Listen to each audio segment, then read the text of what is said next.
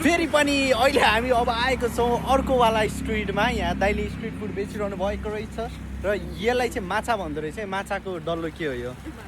माछाको हजुर माछाबाट बनेको फिस बल, थाइल्यान्डको फिस बल भनौँ न, लोकल त्यो पनि है। यसरी हाम्रो नेपालमा सेकुवा बनाएको जसरी बनाउनु हुँदो रहेछ। You guys can see. हामीले खानेकुरा ल्याइसकेका छौँ। अब हामी यो टेस्ट गर्नेछौँ। ट्याक्कै यहाँबाट हामीले अर्डर गऱ्यो।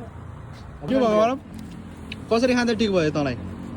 सुरुमा बन्दा हाले मुखमा, बन्दा हालेपछि यो खायो, यसको टेस्ट अलिक कम फिल भयो क्या। यसको खुर्सानी पनि टोक्यो होइन, त्यही हो। डाइरेक्ट खाँदा चाहिँ अलिकति टेस्ट त्यस्तो राम्रो लागेन। बन्दा झिकौँ न त होइन, बन्दा पहिला अलिकति खाने हो। I will rate 5/10.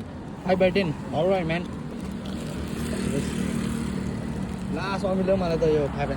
केटाहरूले भोक लाग्यो होला, भोक लागेर सकायो तर केटाहरूले भोक लाग्यो भने मैले बेच्न नगरौँ भनेर खायो। ससेजमा अमिलो अमिलो कागती हाले जस्तो छ है, पुरै पुरै गडाइनु चारेको जस्तो।